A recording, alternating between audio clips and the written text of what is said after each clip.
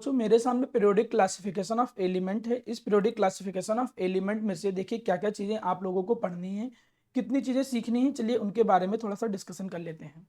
बहुत सारी चीज़ें आप लोगों ने पढ़ी थी इससे पहले। बेसिकली 2 लेक्चर हो चुके हैं। एक लेक्चर जिसमें पीरियोडिक टेबल की हिस्ट्री, जो कि क्लास 10 में भी पढ़ा था आपने। जिनके पास पुराने लेक्चर अवेलेबल नहीं हो रिकॉर्डेड, आप हमें मेंशन कर दीजिएगा। आप अब तक ग्रुप में ऐड हो गए होंगे, तो आप जैसे मुझे मेंशन करोगे तो मैं आपको फाइल भेज दूंगा। नहीं भी ऐड हो तब भी मुझे बता दीजिएगा, तो मैं आपको रिकॉर्डेड लेक्चर का लिंक भेज दूंगा, तो आप दोबारा देख के रिवीजन कर सकते हो। चलिए शुरू करते हैं। पीरियोडिक क्लासिफिकेशन ऑफ एलिमेंट में से मेरा प्यारा बच्चा ये कहानी थी मॉडर्न पीरियोडिक टेबल की। वैसे तो मॉडर्न पीरियोडिक टेबल की अगर मैं बात करूं तो मुझे आपसे मॉडर्न पीरियोडिक टेबल सुनना चाहिए। आज 2 ग्रुप सुनने थे, जिसमें से hydrogen, lithium, sodium, potassium, rubidium, caesium, francium, beryllium, magnesium, calcium, strontium, barium, radium. ये 2 ग्रुप मैंने बोला था। कई बच्चे हो सकता है याद करके आए हो, कई सारे बच्चे ऐसे भी हो जो हो सकता है सही से नहीं मेहनत किया हो। तो इतनी चीज आपको पता होनी चाहिए थी। फिलहाल अभी आगे बढ़ता हूँ। अब मेरा बच्चा, अगर हम इस पीरियोडिक टेबल को देखें तो इस पीरियोडिक टेबल के कई सारे टाइप हैं। मतलब टाइप क्या, मतलब उसको कई सारे ब्लॉक में भी बांटा गया है। कौन कौन से ब्लॉक में बांटा गया है? एक तो मेरा प्यारा बच्चा ये देखिए, पहले शुरू में 2 ग्रुप। इन 2 ग्रुप को हम लोग क्या कहते हैं मेरा प्यारा बच्चा? एस ब्लॉक एलिमेंट बोलते हैं। और इस तरफ ये जो एलिमेंट आ गए इनको क्या बोलते हैं? पी ब्लॉक एलिमेंट बोलते हैं। थोड़ा फैन ऑन कर दी, लाइट चली गई।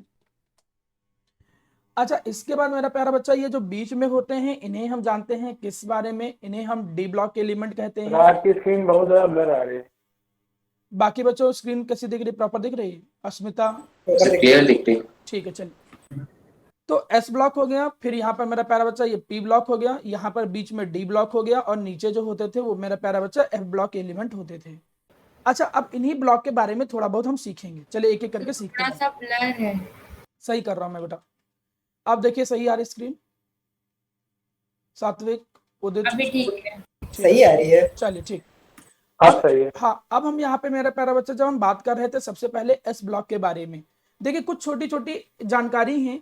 एक्चुअली में होता क्या है, जब मैं इस पीरियोडिक टेबल के चैप्टर में जाता हूँ, तो जैसे पिछली बार में मैंने एक टॉपिक आपको सिखाया था, एक क्या कई सारे टॉपिक सिखाए थे। एक तो मैंने सिखाया था कि जिनका एटॉमिक नंबर 100 से ज्यादा हो उनकी आईयूपीएसी कैसे करते थे। अनन, बीएम, अनन, ट्रियम, ऐसे करके एक नंबर का क्वेश्चन आ जाता है। एक मैंने लोकेशन वाला क्वेश्चन कराया था, जिसमें लोकेशन फाइंड करनी होती थी एलिमेंट की। यहाँ पर भी जो एस ब्लॉक बी ब्लॉक के बारे में जानकारी है, तो कई बार मैं देखा हूं कि स्कूल में डायरेक्ट ऐसे क्वेश्चन दे देते हैं कि एक्सप्लेन या write some comments about the S block element. आप एस ब्लॉक एलिमेंट के बारे में कुछ बताइए, पी ब्लॉक एलिमेंट के बारे में कुछ पॉइंट बताइए। तो S block P block element के बारे में कुछ एक्सप्लेनेशन भी आ जाता है। तो इस चीजों को थोड़ा ध्यान से समझिए। देखिए, एस ब्लॉक हम कहते किसे हैं? एस ब्लॉक हम कहते हैं जो पहला ग्रुप होता है और जो सेकंड ग्रुप होता है, फर्स्ट एंड सेकंड ग्रुप, इनको एस ब्लॉक बोलते हैं। कई सारे बच्चों के मन में आएगा सर यहाँ पे तो हाइड्रोजन है नहीं। तो आप लोगों को तो मैं पहले ही बता चुका हूं कि हाइड्रोजन जो होता है अभी तक इसकी पोजीशन फिक्स नहीं है। क्योंकि अभी तक इसकी पोजीशन फिक्स नहीं है, इसीलिए हम हाइड्रोजन को यहाँ पर पुट अप नहीं करते हैं। फिलहाल ये जो पहला ग्रुप हो गया या दूसरा ग्रुप हो गया। अब इनके बारे में कुछ छोटी छोटी प्रॉपर्टी देख लो। सबसे पहले इनका जो आउटर मोस्ट कॉन्फ़िगरेशन है, एक बात सभी बच्चे अच्छे से ध्यान से सुन लें। जितने भी बच्चे मैं यहाँ पर देख रहा हूँ, जो भी बच्चे ऑनलाइन हैं, वो सारे बच्चे एक बात समझ लीजिए, जो आउटर मोस्ट कॉन्फ़िगरेशन है ये तुम्हें याद होना चाहिए 100% ब्लॉक वाइज। एक नंबर में कई बार ये क्वेश्चन तो रिपीटेड वाला क्वेश्चन है।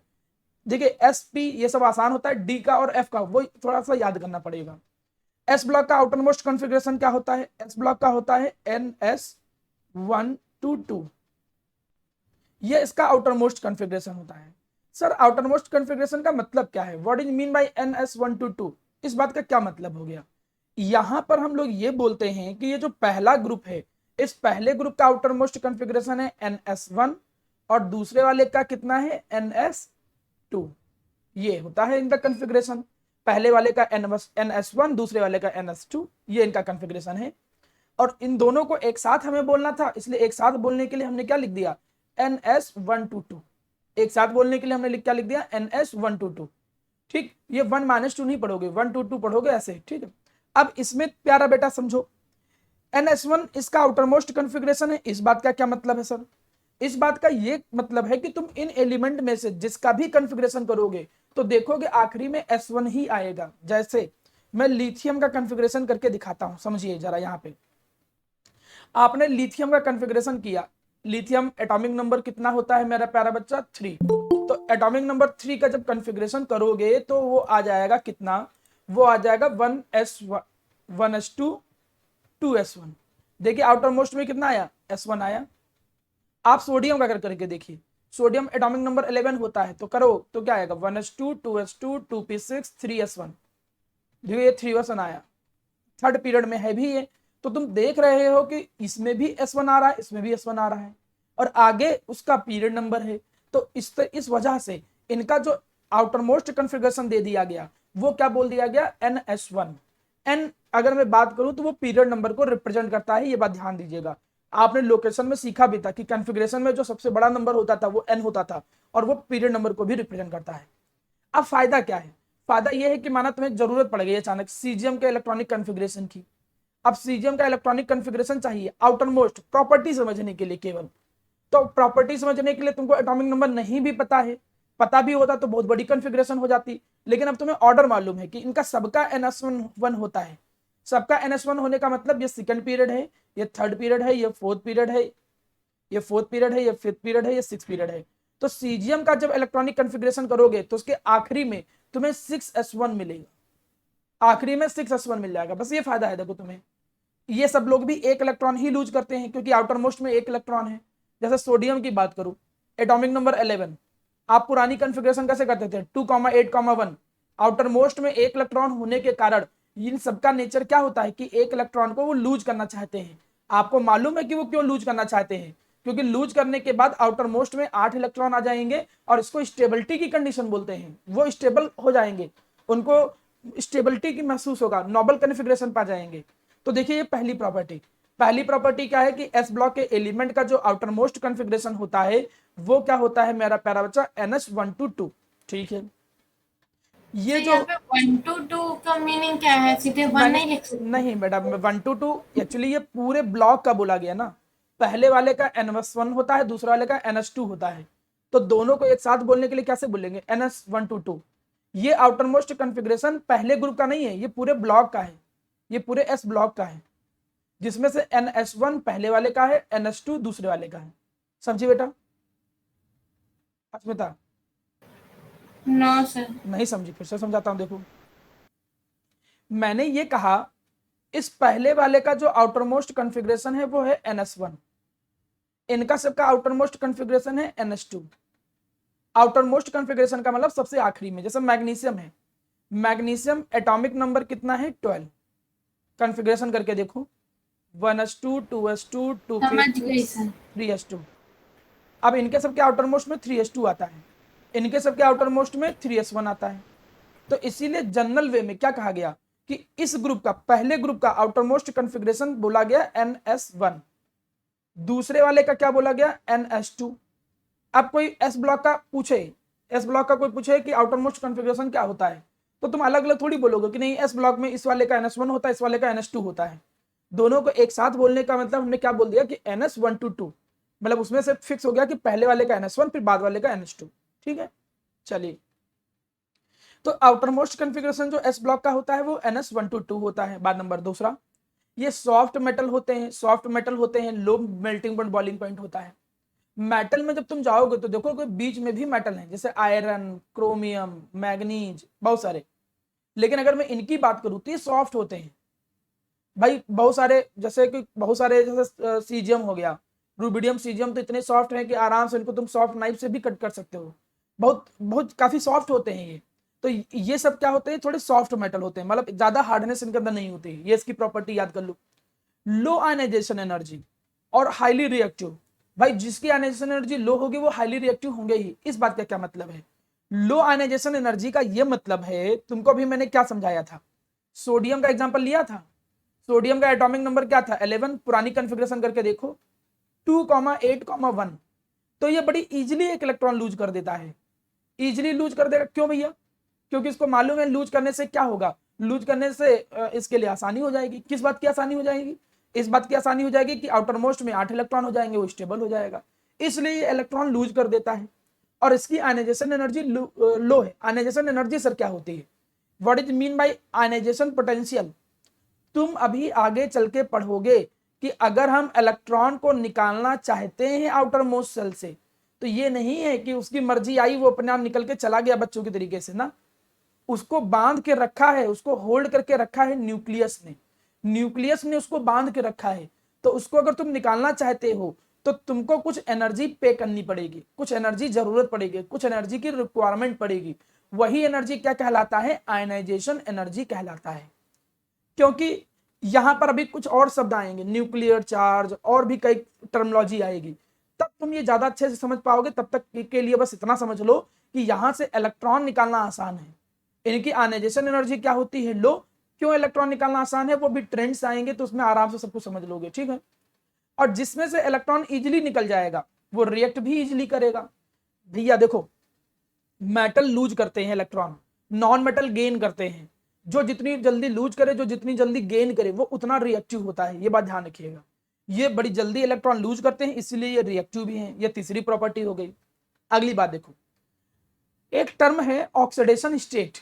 अब बहुत सारे बच्चे जिनको ऑक्सीडेशन स्टेट नहीं समझ में आता कि भाई ऑक्सीडेशन स्टेट क्या है, तुम ऐसे समझ लो कि ये एक इलेक्ट्रॉन लूज कर देता है, एक इलेक्ट्रॉन लूज करके इस पर +1 चार्ज आ जाता है, और चार्ज के बराबर ही ऑक्सीडेशन नंबर होता है। रेडॉक्स चैप्टर में पढ़ा है तुमने। तो इनका सबका ऑक्सीडेशन नंबर कितना होता है? +1, पहले वाले का। दूसरे मैग्नीशियम की बात करो या दूसरे वाले की बात करो, कैल्शियम की, 2,8,2 एटॉमिक नंबर 12। तो ये 2 इलेक्ट्रॉन लूज करते हैं तो चार्ज कितना आता है? +2। चार्ज +2 आता है तो वही चार्ज ऑक्सीडेशन नंबर हो गया। तो इनका ऑक्सीडेशन नंबर कितना होता है? +2। तो एक और बोला गया कि जो पहला एल्कली मेटल था ग्रुप 1, इनका सबका ऑक्सीडेशन नंबर +1 होता है, और जो ग्रुप 2 होता है इनका सबका ऑक्सीडेशन नंबर +2 होता है। पहले वाले का +1, दूसरे वाले का +2। और प्रॉपर्टी देख लो, जितने भी एलिमेंट होते हैं इस ब्लॉक के, वो डिफरेंट कैरेक्टरिस्टिक कलर देते हैं फ्लेम में। शायद आपको ये मालूम ना हो, जब मैं 10th क्लास का कुछ लेक्चर ले रहा था, क्योंकि जब 11th का लेक्चर चालू हुआ था तो मैंने कम से कम 10 दिन पहले 9th एंड 10th पढ़ाया था आप लोगों को, जिसका नाम दिया गया था ब्रिज कोर्स। उस ब्रिज कोर्स में मैं आपको पुराने 9th 10th के कॉन्सेप्ट सिखा रहा था। ऐसे बच्चे जिनको 9th 10th के कॉन्सेप्ट थोड़े क्लियर नहीं है और वो पुराने ब्रिज कोर्स चाहते हैं कि हमको मिल जाए, 8-10 लेक्चर हम देख लें, आपके पास टाइम है तो आप वो हमको बोलिएगा, मैं वो भी आपको लेक्चर प्रोवाइड कर दूंगा। तो वहां पे जब मैं टाइप ऑफ रिएक्शन बता रहा था तो देखा होगा एक फ्लेम, शायद कुछ बच्चों के माइंड में आ रहा होगा याद, कि अलग अलग एलिमेंट अलग अलग फ्लेम में जल रहा था। कोई पिंक कलर दे रहा था, कोई वायलेट कलर दे रहा था, जैसे पोटेशियम ये वायलेट कलर देता है, सोडियम येलो कलर देता है फ्लेम के अंदर। तो जब बर्न करते हैं, जलाते हैं, तो फ्लेम के अंदर कलर भी अलग अलग आ जाता है। ये बात भी याद रखिएगा। प्लस दूसरी बात, ये स्ट्रॉन्ग रिड्यूसिंग एजेंट होते हैं। सर ये तो नहीं समझ में आ रहा, रिड्यूसिंग एजेंट क्या चीज होता है? ऑक्सीडेशन रिडक्शन तो 10th में पढ़ा है ना, और वहां पर साथ ये भी पढ़ाया गया था कि जो ऑक्सीडाइज होता है वो रिड्यूसिंग एजेंट होता है। एक बात समझो, एक टर्म होता है GER, gain of electron is known as reduction, ठीक है। माना जैसे ये Cu2+ है, ये 2 इलेक्ट्रॉन गेन कर रहा है, तो ये क्या हो रहा है?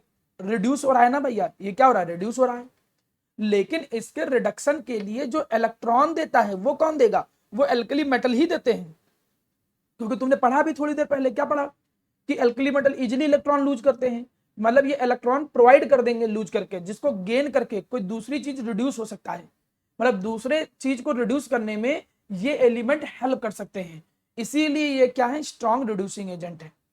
इतनी प्रॉपर्टीज हैं। इन प्रॉपर्टीज में मैं तब भी चाहता हूं कि कम से कम 5 आप याद रखो, काम 4 से ही चल जाता है। 2 नंबर से ज्यादा कभी क्वेश्चन आता नहीं है। आपके एग्जाम में 2 नंबर में माना क्वेश्चन आया कि भाई जरा आप प्रॉपर्टी लिखिए, एस ब्लॉक एलिमेंट होते हैं, इन एस ब्लॉक एलिमेंट की प्रॉपर्टीज लिख के बताइए, एस ब्लॉक एलिमेंट की कैरेक्टरिस्टिक्स बताइए। तो आप बहुत सारी कैरेक्टरिस्टिक्स सीख गए कि इनका आउटरमोस्ट कॉन्फ़िगरेशन NS122 होता है, ये जनरली लो आयनाइजेशन एनर्जी रखते हैं, ये सॉफ्ट मेटल होते हैं, इनका मेल्टिंग पॉइंट बॉइलिंग पॉइंट लो होता है, ये जो पहला वाला होता है वो +1 शो करता है ऑक्सीडेशन स्टेट, दूसरा वाला +2 शो करता है। इसके अलावा ये अलग अलग कलर देते हैं फ्लेम के अंदर, और ये अच्छे रिड्यूसिंग एजेंट हैं। जैसे एस ब्लॉक की मैं थोड़ी बहुत प्रॉपर्टी आपको सिखाया हूं, वैसे हर ब्लॉक की थोड़ी थोड़ी प्रॉपर्टी और जनरल कन्फिग्रेशन में सिखाऊंगा। ये याद रखने वाली चीज है प्यारा बेटा, ठीक। 2-4 पॉइंट जरूर दिमाग में रखना है। ये है देखिए पी ब्लॉक। अगर पीरियोडिक टेबल देखा जाए तो उस पीरियोडिक टेबल में जो राइट मोस्ट कॉर्नर होता है ये होता है पी ब्लॉक। अगर मैं पी ब्लॉक की बात करूं यहां पर, तो पी ब्लॉक में देखिए ग्रुप नंबर 13 से स्टार्ट होता है, 13, 14, 15, 16, 17, 18।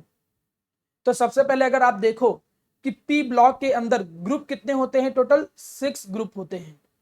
इन the P block there are 6 group. ठीक है, बात नंबर 1। अब दूसरा कॉन्सेप्ट समझो, इनका जो आउटर मोस्ट कन्फिग्रेशन है वो आउटर मोस्ट कन्फिग्रेशन है NH2 NP126, जिसमें N जो होता है वो पीरियड नंबर को रिप्रेजेंट करता है। ये इनका आउटर मोस्ट कन्फिग्रेशन है। अब इस बात का क्या मतलब है सर, ये एक्चुअली बटा हुआ है। कैसे बटा हुआ है, देखो इनमें से बोला गया कि जो पहला वाला है 13 वाला, इसका आउटर मोस्ट कन्फिग्रेशन क्या है, NH2। NH2 तो देखो सब में है क्योंकि कॉमन है, देखो NH2। तो पहले वाले का outer most configuration NH2 NP1, दूसरे वाले का outer most configuration NH2 NP2, अगले वाले का outer most configuration NH2 NP3। ये कन्फिग्रेशन नहीं है इलेक्ट्रॉनिक, आउटर है सबसे आखिरी वाला।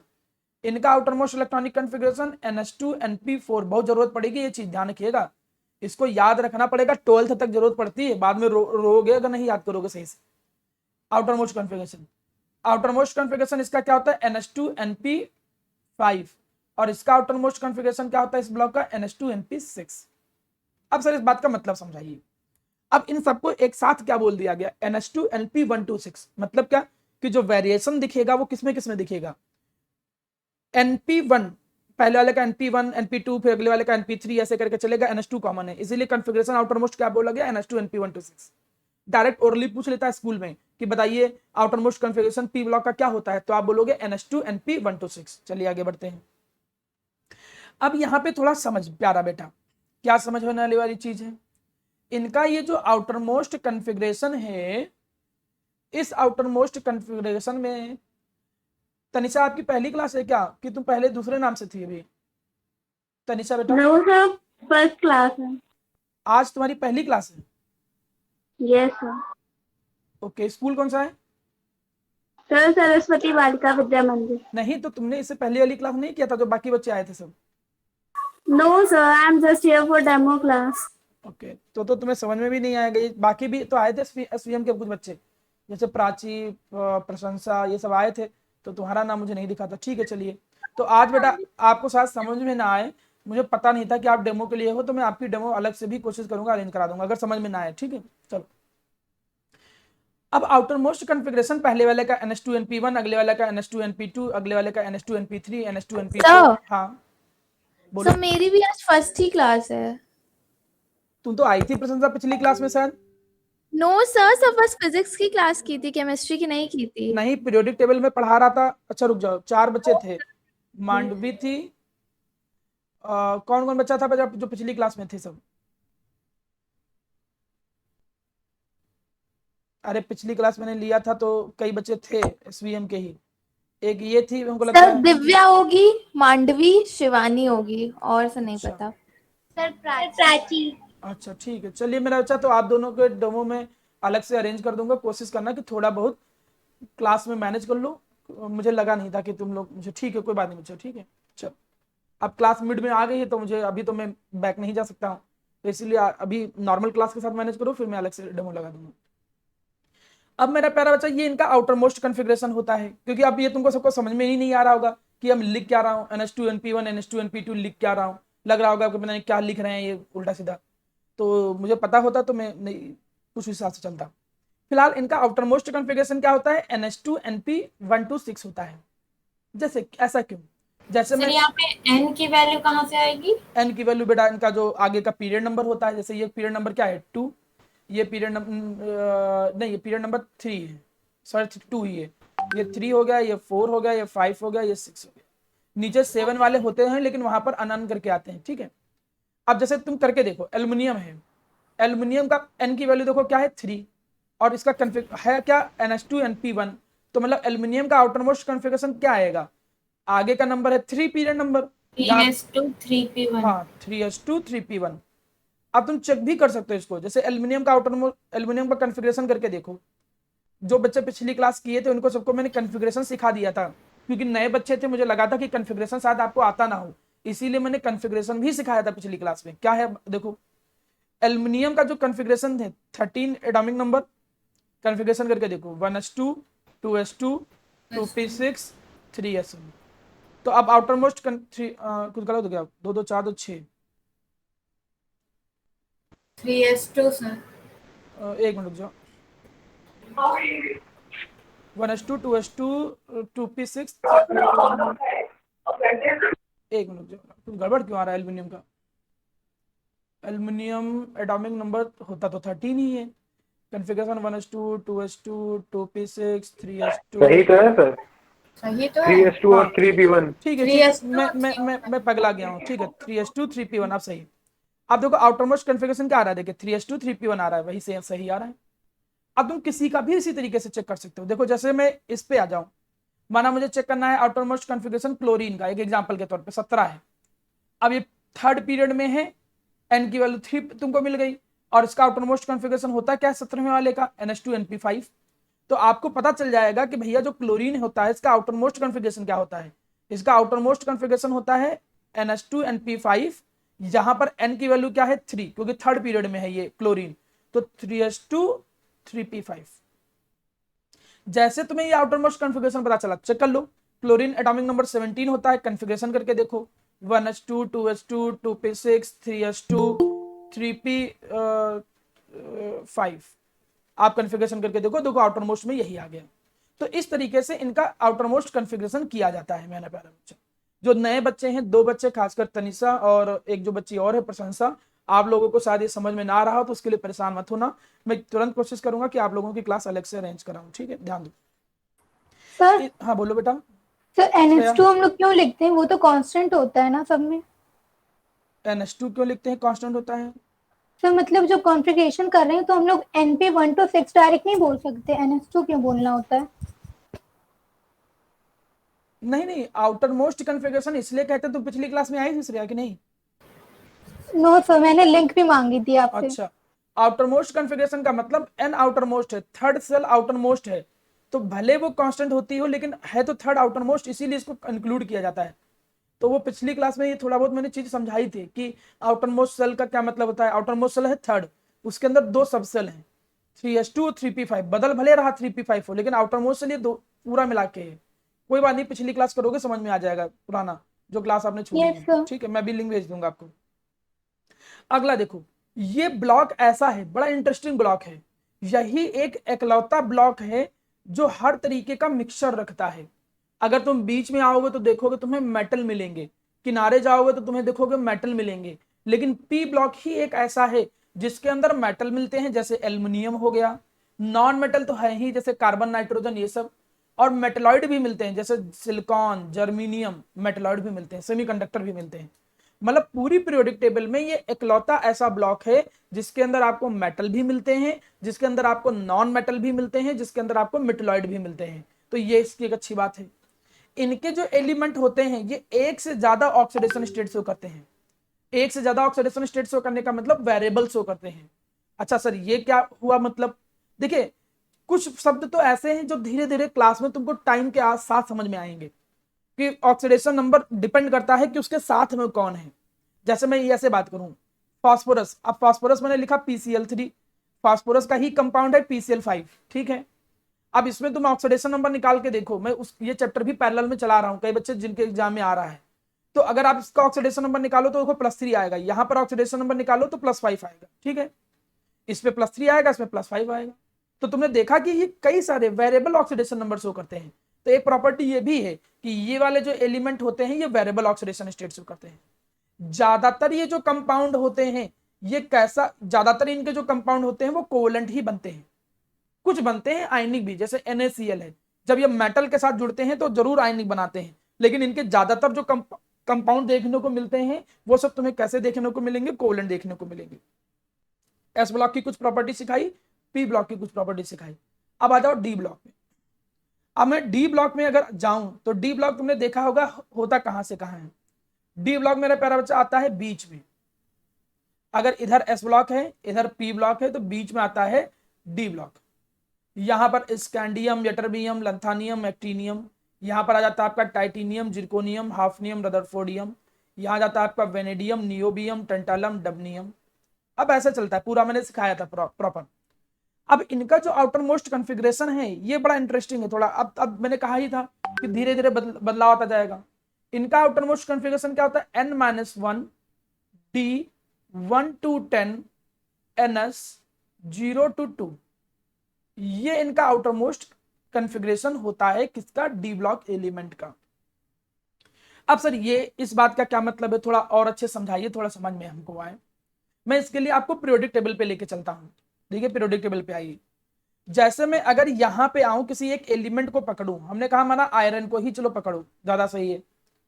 तो आयरन का जब कॉन्फ़िगरेशन करोगे, एक्चुअली में इनका जो आउटर मोस्ट कॉन्फ़िगरेशन निकल के आया है मेरा प्यारा बच्चा, वो आया है that is n-1 d 1 to 10 NS022, ये आया है कॉन्फ़िगरेशन।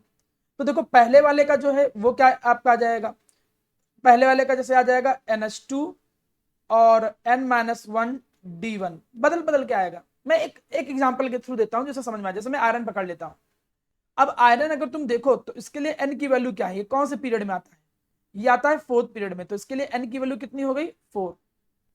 अब इसका मैं पहले कॉन्फ़िगरेशन करता हूं, देखो इस पे फिट बैठ रहा है कि नहीं बैठ रहा है।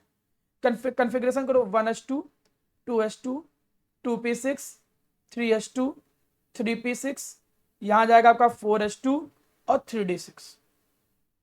अब अगर तुम इतने को पकड़ो, इतने को खाली ध्यान से देखो, इतने को, इतने को ध्यान से देखो, तो अगर इतने को ध्यान से तुम देखो मेरा प्यारा बच्चा, तो कॉन्फ़िगरेशन क्या है, आउटर मोस्ट सेल है 4, n की वैल्यू 4 है, तो इसका कॉन्फ़िगरेशन क्या आ रहा है NS2 और उससे एक कम वाला d, एक कम वाला d का मतलब n-1d, एक कम वाले d का मतलब n-1d, और उसमें देखो कितने इलेक्ट्रॉन है, 6 है।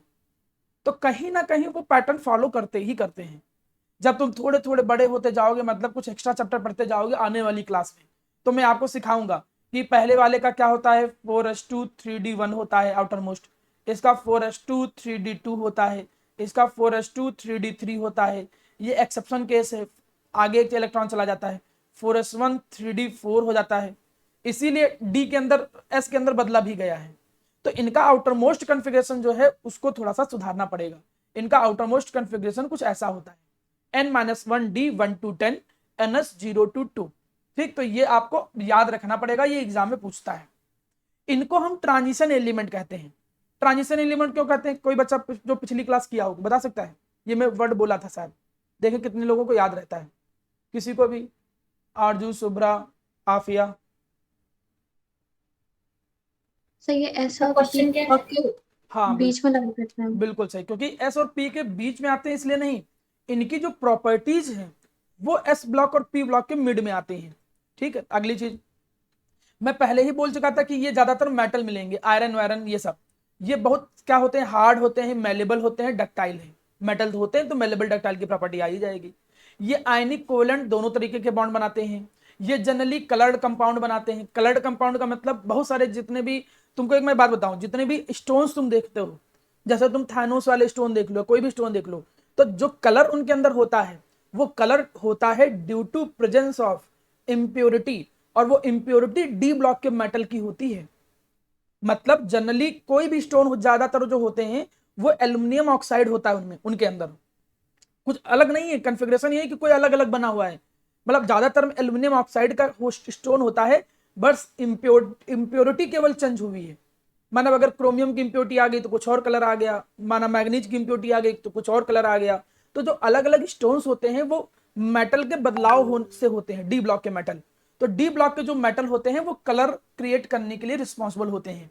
अब सर कलर कैसे क्रिएट करते हैं, ये भी सब आने वाले चैप्टरों का टास्क है। हम एक लाइन बोलना चाहें तो बोल सकते हैं ड्यू टू डी ट्रांजिशन। अब डी ट्रांजिशन का मतलब नहीं समझ में आएगा, एक डी से दूसरे डी में इलेक्ट्रॉन का मूवमेंट जो होता है उसके कारण कलर प्रोड्यूस होते हैं। यहां पर ये जो पढ़ाया जा रहा है थोड़ा सा आपको बोरिंग लग रहा होगा कि ये पता नहीं क्या थ्योरी जैसा पढ़ाए जा रहे हैं, लेकिन मजबूरी हमारी यही है कि कहीं कॉन्सेप्चुअल कहीं न्यूमेरिकल, हर अप्रोच को लेके चलना है। अब भाई 2 नंबर में क्वेश्चन आ जाता है कभी कभी कि write some characteristics of D block element, और मैं ये अभी आपसे ना बताऊं, थ्योरी में केवल लिखा हो तो हो सकता है आप छोड़ के चले जाओ। इसलिए ध्यान रखिएगा कि ये जो पैराग्राफ पढ़ाए जा रहे हैं S block, P block, D block ऐसे करके, तो कभी कभी 2 नंबर का एक क्वेश्चन आता है कि write down the characteristics of D block element, तो आपको ये पता होना चाहिए। चलिए आगे बढ़ते हैं। इनके जो मेटल होते हैं ये भी वेरिएबल ऑक्सीडेशन स्टेट से करते हैं और ये एलॉय बनाते हैं। काफी सारे एलॉय तुमको मिलेंगे, कॉपर, आयरन, ऐसे करके कई सारे मिक्स होके एलॉय बना देते हैं।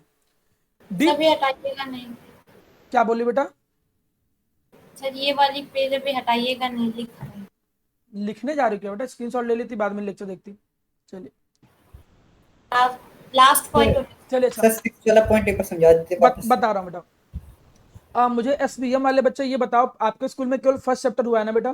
प्राची और प्रशंसा ये सब लोग yes sir. Second chapter start कर दिए कि नहीं वो लोग? यस सर, कर दिया। चलिए तो मैं एक कोशिश करूंगा कि मैं आप लोगों का सेकंड चैप्टर रिवीजन करवा दूंगा, तो आप लोगों का कम से कम सेकंड चैप्टर स्कूल के साथ होता रहेगा, प्लस जो और 11th के बच्चे हैं वो भी रिवीजन चाहूंगा कर लें। तो आपको 2 चैप्टर एक साथ करने में कोई खास प्रॉब्लम तो नहीं आएगी, क्योंकि रेगुलर क्लास तो नहीं हम छोड़ सकते हैं। यस सर, कोई प्रॉब्लम नहीं होगी। ठीक है, चलिए मैं कोशिश करता हूँ कि आप लोग दोनों चैप्टर एक साथ कर लो, तो आपके लिए अच्छा रहेगा। ठीक है, चलिए आगे बढ़ते हैं। क्योंकि एक्चुअली मजा तब आता है ना पढ़ने में, जब स्कूल में माना गया, किसी ने कोई पढ़ाया हो, आपको पूरा कॉन्सेप्ट आ रहा हो पहले से, तब तो लगता है कि हाँ सब्जेक्ट तुम्हें आ रहा है। अदरवाइज पढ़ने से नहीं लगता है कि हाँ पढ़ लिया तो हमको सब्जेक्ट आ गया। जब तुम्हें इंटरेस्ट केवल तभी आता है जब कोई चैप्टर पढ़ाया जा रहा हो, तुम्हें आता हो, और कोई पढ़ा रहा हो उससे ज्यादा आता हो, तब थोड़ी फीलिंग अच्छी आती है। तो कोशिश करूंगा कि वो 1-2 चैप्टर में थोड़ा फीलिंग आनी जरूरी भी है स्टार्टिंग में, नहीं तो फिर तुम्हें वो सब्जेक्ट भी खराब लगने लगता है। तो मैं शुरू के डे में भले मुझे एक्स्ट्रा वर्क करना पड़े, रिवीजन कराना पड़े, मेहनत करना पड़े, लेकिन आप लोग भी साथ में थोड़ा मेहनत करो, क्योंकि जो तुम अभी बनोगे शुरू के चैप्टरों में, तुमको अगर अच्छी लगने लगी केमिस्ट्री शुरू में 4-5 चैप्टर 3-4 चैप्टर मेहनत करके, तो केमिस्ट्री अच्छी लगेगी। तुम्हें जो सब्जेक्ट जिसमें तुम मेहनत करने लग जाओगे तो वो तुमको लास्ट तक अच्छा लगने लगेगा। तो मैं आप लोगों से सबसे ये रिक्वेस्ट करूंगा कि स्टार्टिंग के डे में कभी भी बिल्कुल आराम मत करना। आराम करोगे तो आपके लिए बहुत ज्यादा प्रॉब्लम आने लग जाएगी। ठीक है, ये चीज ध्यान रखिएगा। अब आप देखो एफ ब्लॉक एलिमेंट आया। एफ ब्लॉक एलिमेंट आप जानते हो कि पीरियोडिक टेबल में नीचे की तरफ थे। इसमें 2 पीरियड आते थे, सीरियम, प्रोसोडियम, नियोडियम, प्रोमीथियम, सेमेरियम, ऐसे करके। ठीक, एक का नाम था लैंथोनाइट सीरीज, एक का नाम था एक्टोनाइट सीरीज। अब अगर मैं यहां पर बात करूं तो इनका जो आउटर मोस्ट कॉन्फ़िगरेशन है ये क्या होता है, N-2 F1 to 14 N-1 D021 NH2। अब तुम्हें उसको रिलेट कर रखने की जरूरत नहीं है, बस डायरेक्ट आउटर मोस्ट कॉन्फ़िगरेशन याद रखो। मैं अगर देखिए, मैं एक वो क्वेश्चन लिखने जा रहा हूं जो कई बार बहुत बार पूछा गया है क्वेश्चन स्कूलों में। वो आपसे डायरेक्ट ऐसे पूछते हैं, write down the electronic configuration. NCERT के एक्सरसाइज का भी क्वेश्चन है, write down the outer most electronic configuration of different block SPDF। सारे ब्लॉक का आउटर मोस्ट कॉन्फ़िगरेशन लिखिए। तो मैं अगर इसको कंप्लीट करूं तो देखो कैसे आएगा। एस ब्लॉक का आउटर मोस्ट कॉन्फ़िगरेशन किसी को याद हुआ कि नहीं याद हुआ अभी तक? क्या होता था? NS, किसी को भी? NS 1 to 2 होता था, NS 1 to 2। देखिए P ब्लॉक का होता था आपका NH2 फिक्स होता था, और यहाँ पर NP 1 to 6 होता था। डी ब्लॉक का जो आउटर मोस्ट कॉन्फ़िगरेशन होता था वो होता था मेरा प्यारा बच्चा N-1 D 1 to 10 NS। कहीं कहीं 0 to 2 लिखा है, कहीं कहीं पे 1 और 2 लिखा है, काम चल जाता है। एफ ब्लॉक का जो भी निकल के आया N-2 F1 to 14। फिर इससे एक कम वाला डी आएगा। एफ के बाद डी आता है लेकिन एक कम वाला आएगा, तो N-1 D 0 to 1, फिर यहाँ पर आ जाएगा NH2। तो ये जो कुछ मेरा प्यारा बच्चा आउटर मोस्ट कॉन्फ़िगरेशन है। अब अभी आप उसके लिए परेशान मत हो यार, आउटर मोस्ट कॉन्फ़िगरेशन तो हम समझ गए, लेकिन सर अभी जो थोड़ी देर पहले लगा के समझा रहे थे अप्लाई करके, वो चीज नहीं समझ में आ रही, तो उसकी भी जरूरत नहीं इस चैप्टर पे। वो तुम जैसे जैसे क्लासेस में जाते जाओगे, अभी केवल याद रखो कि यार इस ब्लॉक का आउटर मोस्ट कॉन्फ़िगरेशन ये होता है। जैसे जैसे मैं उसको अप्लाई करता चलूंगा तुमको समझ में आता चले जाएगा। इन एफ ब्लॉक के एलिमेंट को हम एक नाम और देते हैं, इन्हें हम क्या कहते हैं? इनर ट्रांजिशन एलिमेंट कहते हैं। बताओ जरा हमें प्रणिका, क्यों इन्हें इनर ट्रांजिशन एलिमेंट कहते हैं? पढ़ाया था हमें पिछली क्लास में। प्रणिका, आरजू, दोनों में से कोई बताओ।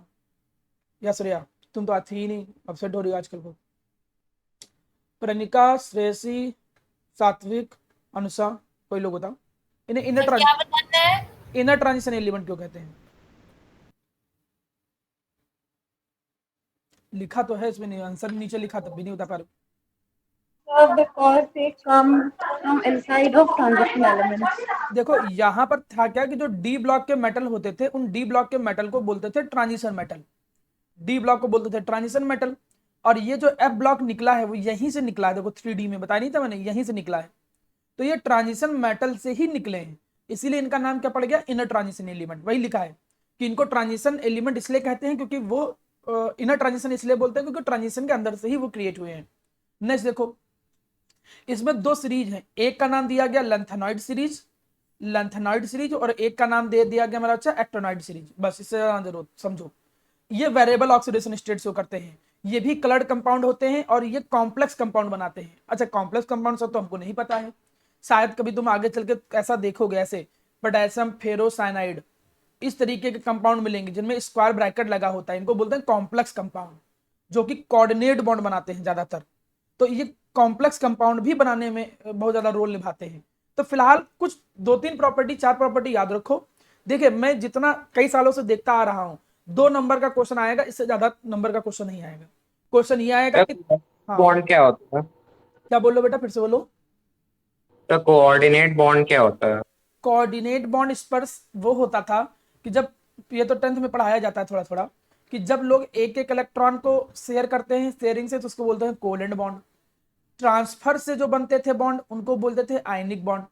एक शेयरिंग ही होती है, लेकिन उस शेयरिंग के अंदर दोनों के दोनों इलेक्ट्रॉन किसी एक ही के हों, तब वो बॉन्ड होता है कोऑर्डिनेट बॉन्ड। ये 10th में बताया जाता है, लेकिन अभी जरूरत नहीं है, ये पूरा चैप्टर ही तुमको पढ़ने को मिलेगा 12th में कॉम्प्लेक्स कंपाउंड करके। फिलहाल के तौर पर बस इतना याद रखो कि ये कॉम्प्लेक्स फॉर्म करते हैं, कॉम्प्लेक्स कंपाउंड बनाते हैं। और जरूरी नहीं कि साथ साथ प्रॉपर्टी याद रखो, हम थोड़ा बुद्धिमान तरीके से तैयार करेंगे। मतलब क्या है कि क्वेश्चन जैसे पूछे जाते हैं उस अप्रोच से चलेंगे। भाई जैसे 2 नंबर ज्यादा कभी क्वेश्चन नहीं है पूछता है, तो 2 नंबर का मतलब 4 पॉइंट। तो अगर 4 पॉइंट मुझे लिखने भर के आपके दिमाग में याद है, एक बार बैठो ऐसे ही दिमाग में कि यार इनका आउटरमोस्ट कॉन्फ़िगरेशन N-2 F12 14 होता था और N-1 D 0 to 1 होता था, NH2 होता था।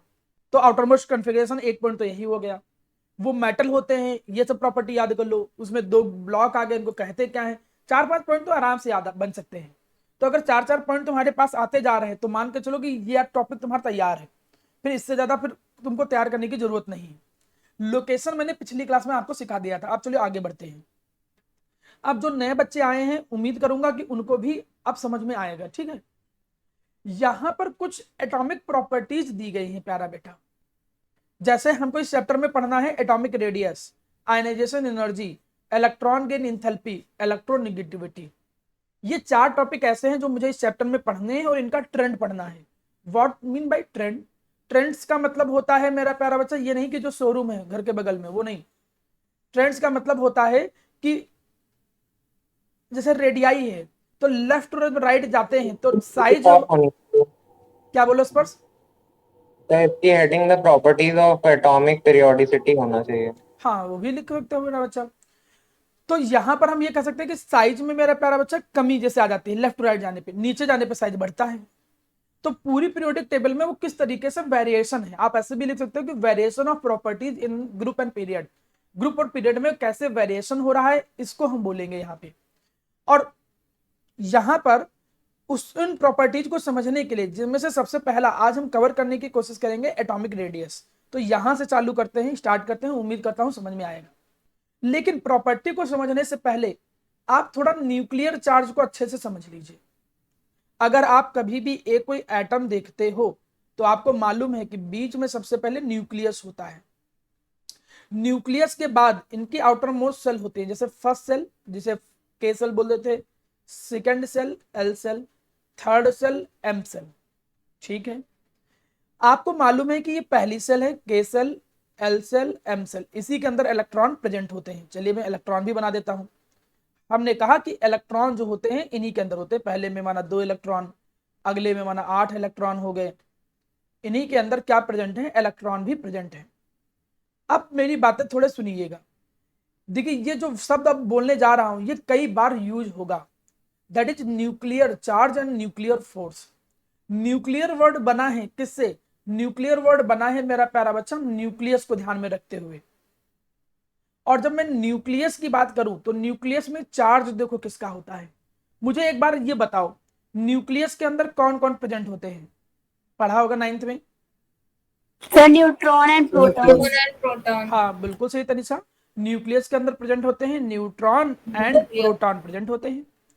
अच्छा मुझे बताओ प्राची कि न्यूट्रॉन पे कौन सा चार्ज होता है? प्राची या प्रशंसा, आप दोनों से कोई बताओ न्यूट्रॉन पे चार्ज कौन सा होता है? पॉजिटिव, नेगेटिव, कोई भी चार्ज नहीं। कितना होता है ये नहीं पूछ रहा हूं मैं, पूछ रहा हूं कौन सा चार्ज होता है? Sir positive. वाह प्राची, वाह वाह मेरा सर बेटा। न्यूट्रल हाँ सर न्यूट्रल, यस न्यूट्रल होते हैं, ठीक है। शुभ्रा ने सही बताया है, तनिषा ने सही बताया है, ये न्यूट्रल होते हैं, मतलब इनके ऊपर कोई चार्ज नहीं होता, जीरो चार्ज। और प्रोटॉन पे कौन सा चार्ज होता है? Positive, negative, zero, neutral. Positive. Positive proton पे पॉजिटिव चार्ज होता है। अब हमने देखा कि जो न्यूक्लियस है, वो न्यूक्लियस के अंदर दो लोग होते हैं। न्यूक्लियस के अंदर कौन कौन होते हैं? Neutron and proton. न्यूक्लियस के अंदर न्यूट्रॉन होते हैं और प्रोटॉन होते हैं। न्यूट्रॉन पे तो चार्ज होता नहीं है। अब न्यूट्रॉन पे जब चार्ज नहीं होता है तो केवल प्रोटॉन पे चार्ज है। तो एक तरीके से हम क्या ये नहीं कह सकते हैं कि न्यूक्लियस जो है ये पॉजिटिवली चार्ज होता है? क्यों पॉजिटिवली चार्ज होता है? क्योंकि प्रोटॉन पे प्लस चार्ज है, प्रोटॉन पे प्लस चार्ज है, प्रोटॉन पे प्लस चार्ज है, प्रोटॉन पे प्लस चार्ज है, प्रोटॉन पे प्लस चार्ज है, प्रोटॉन पे प्लस चार्ज है। और न्यूट्रॉन है तो, लेकिन न्यूट्रॉन पे कोई चार्ज नहीं, न्यूट्रल था। न्यूट्रॉन प्रेजेंट है लेकिन वो न्यूट्रल होते हैं। तो इसीलिए आप लोगों से ये बोला जाएगा कि जो न्यूक्लियस होता है, ये न्यूक्लियस क्या होता है? पॉजिटिवली चार्ज होता है। ये चीज याद रखिएगा, ठीक है। बात नंबर एक, इलेक्ट्रॉन पे चार्ज आप लोगों को मालूम होता है कि कैसा होता है? Negatively charge. इलेक्ट्रॉन पे चार्ज कितना होता है? निगेटिवली चार्ज होता है। अब मुझे जल्दी से ये बताएंगे सात्विक, चार्ज होता कितना है इलेक्ट्रॉन पे? तुमको पढ़ा चुका हूँ। 1.6 into 10 to the power हाँ, -19 -19 -19 coulomb. -19 कूलम, ठीक, निगेटिव में। तो इलेक्ट्रॉन पे चार्ज कितना होता है? निगेटिव, ठीक है। अब सबसे पहले एक बात समझ लो, न्यूक्लियस के अंदर जो चार्ज होता है उसी को बोलते हैं न्यूक्लियर चार्ज। आप न्यूक्लियर चार्ज को पूछे तो क्या कहोगे? Charge present inside the nucleus. Nucleus के अंदर जो चार्ज प्रेजेंट होता है उसको कहते हैं न्यूक्लियर चार्ज, जो कि होता कैसा है? जो कि होता है पॉजिटिवली चार्ज। ये बात भी दिमाग में बैठा लो। चलो आगे बढ़ते हैं। अब एक बात समझो कि जो पॉजिटिव चार्ज होगा, क्या वो इलेक्ट्रॉन को खींचेगा? नहीं, बिल्कुल खींचेगा, क्योंकि पॉजिटिव निगेटिव को अट्रैक्ट करता है। तो ये जो पॉजिटिव चार्ज है न्यूक्लियस का, ये इस इलेक्ट्रॉन पे फोर्स लगाएगा। यही जो न्यूक्लियस इलेक्ट्रॉन पे इनवर्ड फोर्स लगाता है, अंदर की तरफ फोर्स लगाता है, इसी अट्रैक्शन फोर्स को ही हम एक नाम देते हैं न्यूक्लियर फोर्स। अब मैं ये शब्द जो बोल रहा हूं ना कि कई बार यूज करूंगा, इसीलिए मैं बिल्कुल बच्चों की तरीके से छोटी छोटी चीज सिखा रहा हूं। दो शब्द पता होने चाहिए। न्यूक्लियस के अंदर जो चार्ज होता है उसको न्यूक्लियर चार्ज बोलते हैं। बाहर इलेक्ट्रॉन है, न्यूक्लियस के अंदर चार्ज कौन सा होता है? पॉजिटिवली चार्ज होता है। पॉजिटिव इलेक्ट्रॉन को खींचेगा क्योंकि इलेक्ट्रॉन पे निगेटिव चार्ज होता है। तो जो न्यूक्लियस इलेक्ट्रॉन को खींच रहा है, इसी अट्रैक्शन फोर्स को ही हम एक नाम देंगे न्यूक्लियर फोर्स। मतलब मैं एक नया शब्द यहां पर लिखूं, वो नया शब्द क्या है? That is nuclear force. यहां पर मैं एक नया शब्द लिखूं, न्यूक्लियर फोर्स। तो न्यूक्लियर फोर्स के बारे में समझिएगा। क्या न्यूक्लियर फोर्स के बारे में समझना है? न्यूक्लियर फोर्स होता है अट्रैक्शन फोर्स एक्सर्टेड बाई, जो कौन लगा रहा है? Exerted by nucleus.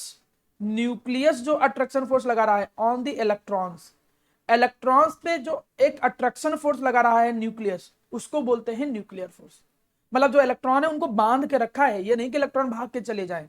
Electron movement कर रहे हैं, उनके अंदर एनर्जी होती है, लेकिन वो भाग के नहीं जा सकते क्योंकि न्यूक्लियस उनको बांध के रखे है। किस फोर्स से उसको होल्ड करके रखा है? किस अट्रैक्शन फोर्स से वो बांध करके रखा है? That is nuclear force.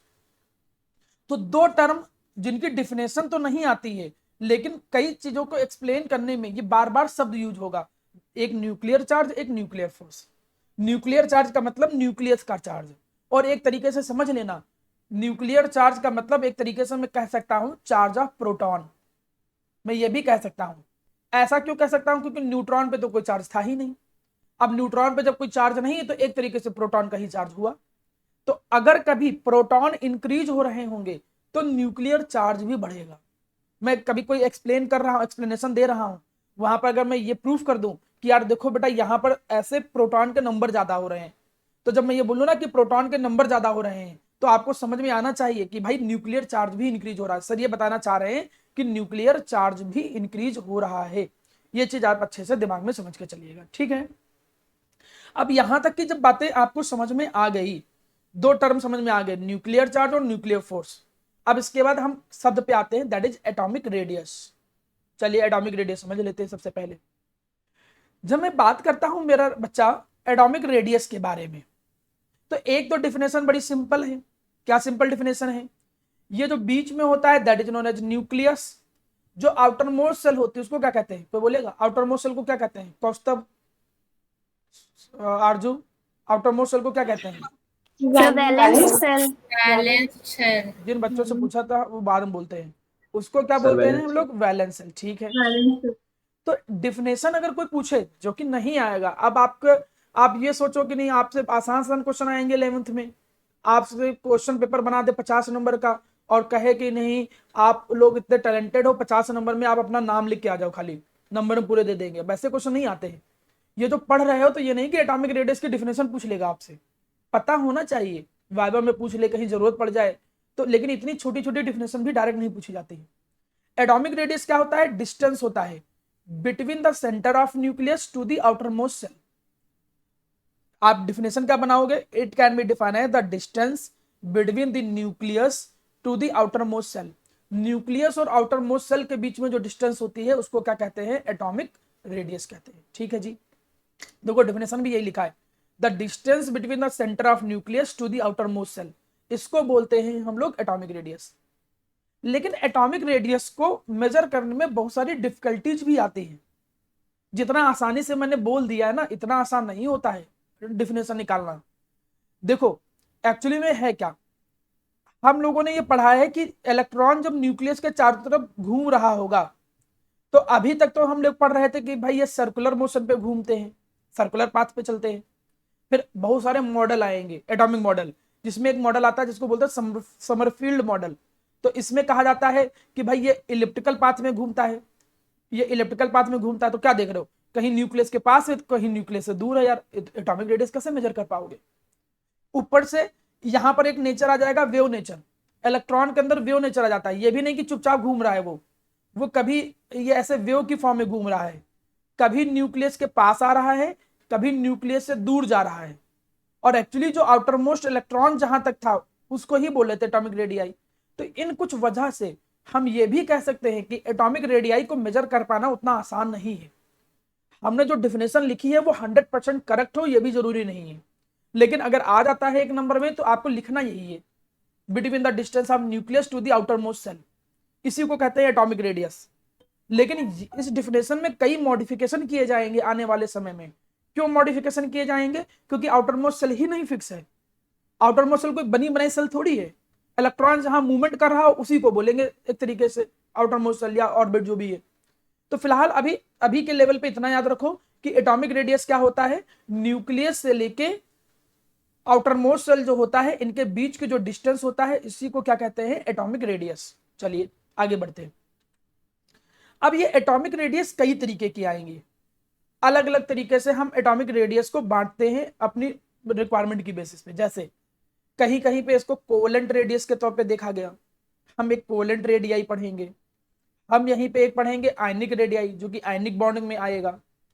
इसी में हम एक पढ़ेंगे मेटालिक रेडियाई, इसी में हम एक पढ़ेंगे जिसको बोलते हैं मेटालिक रेडियाई। इसी में हम लोग एक पढ़ेंगे जिसको हम कहेंगे वंडरवॉल रेडियाई। तो ये कई तरीके की रेडियाई हम यहां पर पढ़ेंगे।